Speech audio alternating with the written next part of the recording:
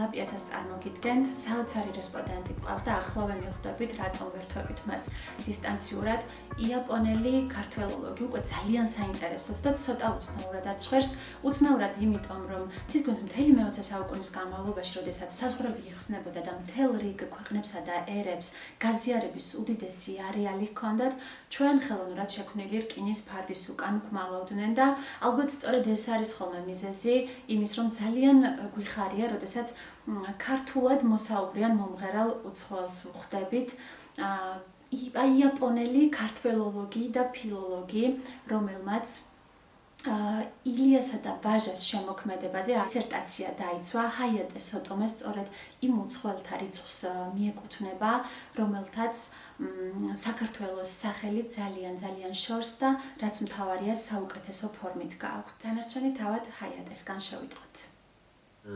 პირველად გავიგე საქართველოს შესახებ 2009 წელს, როდესაც მე უნივერსიტეტში ჩავაბარე და პირველ კურსზე ვიყავი. ლექციაზე ერთ-ერთმა პროფესორმა გვიჩვენა ფილმი, თინგის ალბათის მონანიება.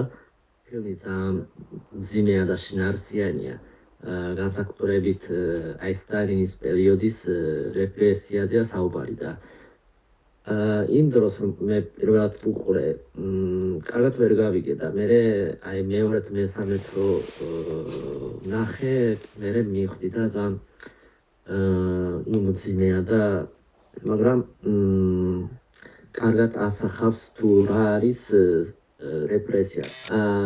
ეს იყო მე როცა ვიყავი პირველ კურსზე და მეორეზე რო გადავედით, ჩვენს უნივერსიტეტში იყო ერთი ქართველოლოგი, ბატონი იასოჰირო კოჯიმა და მასთან კვირაში ერთხელ დავდიოდი, იმას ჰქონდა ქართული ენის გაკვეთილები და მოკლედ მასთან გრამატიკა ვისწავლე. გასაგებია და თქვენ თქვით, რომ აი ამ რამდენიმე წლის შემდეგ საქართველოთი დაინტერესების ჩამოხვედით საქართველოში. ჩავედი 2011-ში სექტემბერში. პირველი კულტურული შოკი იყო, აი ზუსტად მახსოვს, რომ ჩავედი რა აეროპორტში და მე სასტუმროში, რომელიც ქალაქის ცენტრშია, მივედი ტაქსით და აი ესეთი სიჩქარით დადიოდა ეს ტაქსი, რომ წარმოდგენა არ მქონდა იაპონიაში. ეს კარგად მახსოვს. საქმეთან დაკავშირებითაც ძალიან განსხვავებულია იაპონური სამზარეულოსგან. აი იაპონურში ძირითადად იაპონური კერძების შედგება აი ბრინჯისგან, კიდე რა თევზისგან და ასე შემდეგ და რომლებიც ქართულ სამზარეულოში ისე ბევრად არ ხმარობენ რა. ხო და თან ქართული საჭმელები ცოტა მძიმეც არის, ანუ რა ვიცი, ხორციანია და ყველიანი. აი ცოტა ზოგადად იაპონელებისთვის ცოტა მძიმეა და რა ვიცი, მაგრამ აი მე ყველაზე ხინკალი მომწონს ქართულიდან და რომ საქართველოში ანუ ხშირად ეხლა ჩავდივარ ხოლმე და პირველ რიგში ხინკალს ჭამ. მომზადებაც ხომ არის სწავლეთ ხინკლის? როგორ არა? კი? კი. ისწავლე ხინკლის მოხება, რა ქვია, ხევსურეთში. იქ არის არაბლების ოჯახი, ამ სახლია, მაგრამ მუზეუმით არის და იქ მასებრაზე ვიყავი და ვისწავლე. უცხოელები, ვისთანაც მქონია შეხება, ყოველთვის აღნიშნავენ, რომ ქართული ენა არის ძალიან რთული უცხოელისთვის შესასწავლად. თქვენ არ გაგიჭირდათ? ძალიან კარგად საუბრობთ ქართულად. რა ვიცი, ჯერჯერობით ყოფილება, მაგრამ უკეთესადაც შეიძლება და რა თქმა უნდა თავიდან ძალიან გამიჭირდა, იმიტომ რომ ანუ საქმე ის არის, რომ ქართულის სასწავლად კარგი თვითმასწავლებელია, სახელმძღვანელო არ არის განვითარებული. და ეს ხელს უშლის რა, ანუ ქართული სწავლაში. და მე ფაქტიურად როგორც გითხარით, იაპონიაში დავიწყე სწავლა, მაგრამ რო ჩავედი საქართველოში, გამარჯვებას მეტი არ ვიცოდი. ფაქტიურად საქართველოში ვისწავლე ეს ყველაფერი. თქვენ ტოკიოში დაიწყეთ ქართული ენის სწავლა, მაგრამ შემდეგ როგორც ვიცით, თბილისის ჯავახიშვილის სახელობის უნივერსიტეტში გააგრძელეთ, ხო? დიახ. და ვინ იყო აქ თქვენი მასწავლებელი? ესე იგი, მე როგორც ტოკიოში დავიწყე სწავლა და იასუჰირო კოჯიმასთან. და მე რო გადავწყვიტე, რომ ჩამოსვლიკავ საქართველოში, ვკითხე იასუჰიროს, რომ სად შეიძლება ვისწავლო და მითხრა ის ქართველოლოგიის ცენტრი თესეუში, რომელიც ხელმძღვანელია აკადემიკოსი ელუჯა ხინტიბიძე. და მასთანაც თვითონ იასუჰიროც სწავლობდა სადღაც 1-2 წელი რა. და იგივე ცენტრი მითხრა. იაპონურად თარგმნეთ ილია ჭავჭავაძე და ვაჟა ფშაველა. რატომ აირჩიეთ ეს მწერლები და კონკრეტულად ის ნაწარმოებები, რომლებზეც იმუშავეთ? მე გავიგე საქართველოს შესახებ ფილმიდან, კონკრეტულად აბლადის მონანიებიდან. და მე რა თქმა უნდა, სხვა ფილმებსაც ვუყურე, მათ შორის ნატლის ხეს და კიდე ბედრებას. ეს ბედრება, ნატლის ხე და მონანიება ტენგიზ აბლადის ტრილოგიად ითვლება. და ბედრება, რომელიც შავ-თეთრი ფილმია და ძველი ფილმია და ამ ფილმის წყაროა ვაჟას ალდა კეთილაური და მორბას პინწელი. და აქედან დავინტერესდი ვაჟას შემოქმედება, კიდე თვითონ წავიკითხე და საბაკალავრო დისერტაციაც ვაჟაზე დავწერე. მაგრამ იმ დროს სიღრმისევად ვერ გავიგე და მე მივხვდი, რომ ვაჟას გასაგებად ჯერ ილიადამ უნდა დავიწყო მეთქი და იმიტომ რომ ილიამ სწორედ განაპირობა მე-19 საუკუნიდან დღემდე, რაც საქართველოშია ის მდგომარეობა და თუ იცნობთ სხვა იაპონელებს გარდა თქვენი პედაგოგისა, ვინც დაინტერესებული არიან საქართველოთი და ქართული ენის შესწავლით? სულ რამდენი ადამიანია ასეთი, რომ ვთქვათ, იაპონიაში? ესე იგი, მე და იასუჰიროს გარდა კიდე არის რამდენიმე ქართველოლოგი, იაპონელი ქართველოლოგი. მათ შორის ერთი პროფესორია ტოკიოს ერთ-ერთ უნივერსიტეტში და თვითონ ისტორიკოსია. და კიდე რამდენიმე მაგალითად მუსიკაზე არის დაინტერესებული, კიდე ისტორიკოსია მეორეც და მაგრამ ისეთ დონეზე არის არა ქართული ენა. და კიდე მე მყავს ჯამში 4 მოსწავლე, დიდები არიან და რაღაც 50-60 წლის ასაკის მოსწავლე, ასე ვთქვათ. უკვე 3-4 წელია რაც ვასწავლი ქართულს და ეხლა გარკვეულ ტექსტის წაკითხვასაც მოახერხებენ და ეხლა ერთად ნელ-ნელა ვკითხულობთ დათო ტრაშვილის ჟესერის თაობას. ესე იგი მე ვასწავლი ტოკიოს ერთ-ერთ კერძო ცენტრს, კულტურის ცენტრია რა, ასე ვთქვათ. ტოკიოს ერთ-ერთი ყველაზე დათვირთულ უბანშია და ოღონდ ეხლა პანდემიის მერე ონლაინზე ვასწავლი. ესე იგი, როგორც ვიცი, თქვენ პოეზიის თარგმნაც სცადეთ. რთული იყო და თუ აპირებთ ამ მიმართულებით გაგრძელებას?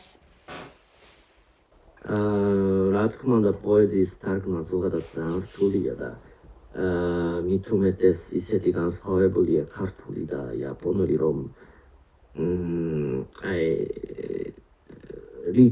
რითმები რო დავიცვათ მაშინ შინაარსი იკარგება, ან შინაარსი რო დავიცვათ რითმა იკარგება და ანუ ძალიან რთულია რა.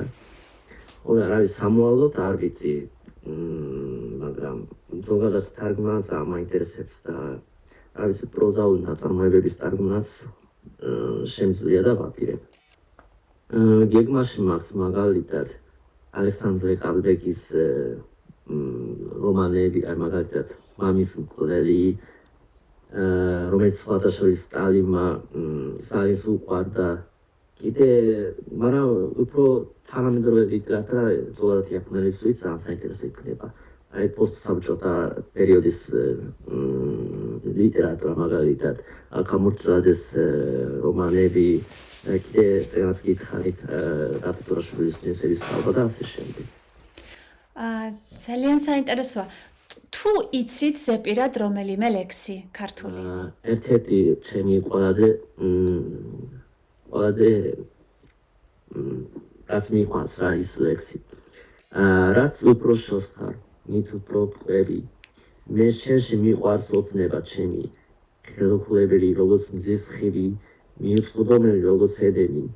და თუ არ ხარ ის, ვისაც ვფიქრობ, მე დღეს არ ვნაღლობ, დაევწდებოდე ავლმყოფ გულ სურს, რომ მას ოცნების თეთრ ანგელზად ევლინებოდე. დაიწყო სული უცნაურ რფოვით, ძრემლით აეცოს წყალსა წყაული, ოღონდ მჯეროდეს ჩემი ბოდვა და სიყვარულის დღესასწაული. ძალიან კარგად საუბრობთ ქართულად, მაგრამ მაინტერესებს თუ არის ისეთი სიტყვები, რომლის გამოთქმას ძალიან გაგიჭირდა და დღემდე გიჭირთ. ჩემთვის ერთ-ერთი ყველაზე რთული სიტყვა იყო, ეხლა აღარ არის რა, იყო მარწყვლი მიცემით ბრუნვაში. ანუ მარწყვლს. ცოტა ხნის წინ გიორგი კეკელიძემ გადმოგცათ წიგნიერების გამავრცელებელი ელჩის ჯილდო.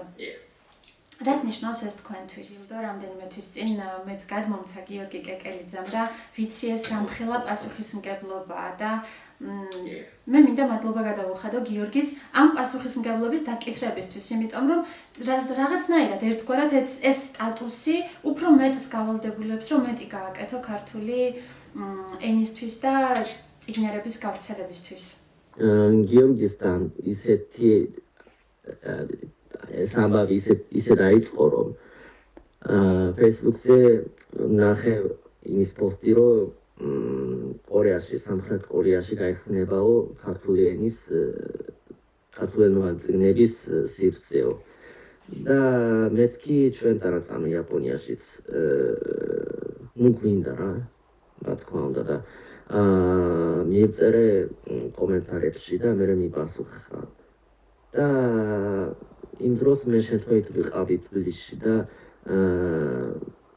მე ის ელჩის დიგელიც მომწეს და ასე შემდეგ და ეს ძალიან მნიშვნელოვანი და ძალიან საინტერესო ამბავია, იმიტომ რომ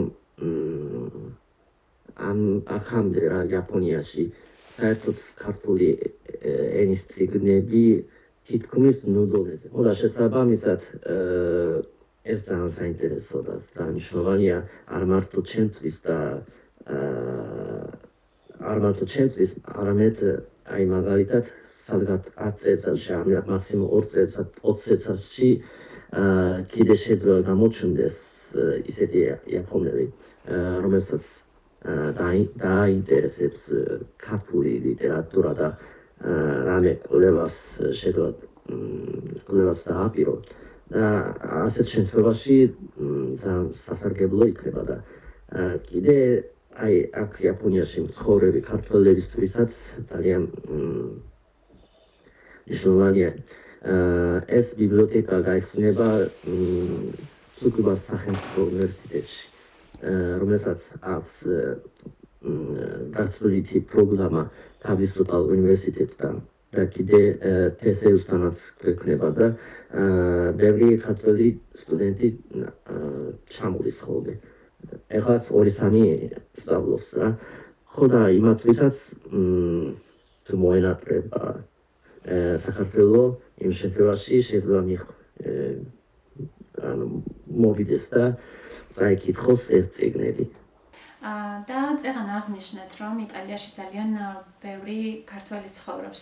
არა მხოლოდ იტალიაში, არამედ მთელ მსოფლიოში არიან მიმოფანტული ქართველები, ძალიან ბევრი ემიგრანტი ყავს საქართველოს და ჩვენი ძირითადი აუდიტორიაც, მაყურებელიც სწორედ ემიგრანტები არიან, იმიტომ რომ ეს არის ქართული, იტალიური და საემიგრაციო მედია.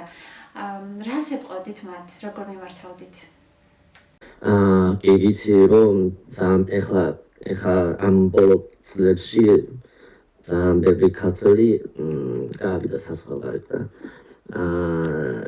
ემიგრანტად ცხოვრობს და ვიცი კიდე რომ ემიგრანტობა ძალიან რთულია და მაგრამ ჩვენთვის მეორე კარგი მხარე არა რომ დაშვათ მე სადმე საქართველოს გარდა კიდე სხვეთში ვიმოგზავრებ იმ შემთხვევაში იქ ქართველებსაც შეიძლება შევხვდეთ. აი მაგალითად შარშანწინ მე ვიყავი საფრანგეთში რაგბის მსოფლიო ჩემპიონატზე ქალაქ ტრუცაში.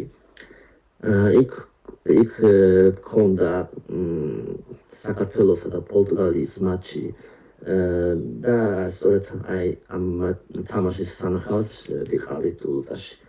და თამაში კი მოჩა და მე გამოვედი სტადიონიდან და ქუჩაში შემხვდა ერთი ქართველი რა გულშემატკივარი და თურმე Facebook მეგობარი აღმოჩნდა რა რომ Facebook მეგობარი ყოფილიყო და მე მითხრა რომ ხვალ რთული გვექნებაო ჩვენთან სოფელშიო ჩვენთან მოდითო სტუმრადო და მე კიო წავედი რა ხო და მასთან დავჭი ერთი ღამე და მეორე დღეს მართლა შუაგულ საფრანგეთში თველი ყონია რა ქართულ თველში აღმოჩნდით შუაგულ საფრანგეთში ქართულ დიახ ესე იგი მოკრიფეთ ყურძენი გავაკეთეთ ჩურჩხელები და ასე შემდეგ რა და ამ მაგალითით იმის თქმა მინდა რომ ამ დედამიწის ნებისმიერ წელში სადაც არის ქართველი ემიგრანტი შეიძლება ჩემი მეგობარი აღმოჩნდეთ. და ეს პირიქითაც შეიძლება რომ თქვენ რომელიმე შეიძლება ჩამოხვიდეთ იაპონიაში და მაგ შემთხვევაში მოვწერეს და დამეგობრდით. ძალიან დიდი მადლობა და იტალიაში თუ მოხვდებით, აუცილებლად გავუკეთოთ ორგანიზება ქართველებთან შეხვედრას. მე დიდი სიამოვნებით ავიღებ ამას ჩემს თავზე. ძალიან გამიხარდება თუ მოხდება ჩვენი შეხვედრა საქართველოში თუ არა იტალიაში მაინც. კი ბატონო. მაგისთვის უნდა სპეციალურად უნდა ჩამოვიდე იტალიაში. ძალიან დიდი მადლობა. უღრმესი მადლობა. პირიქით მადლობა.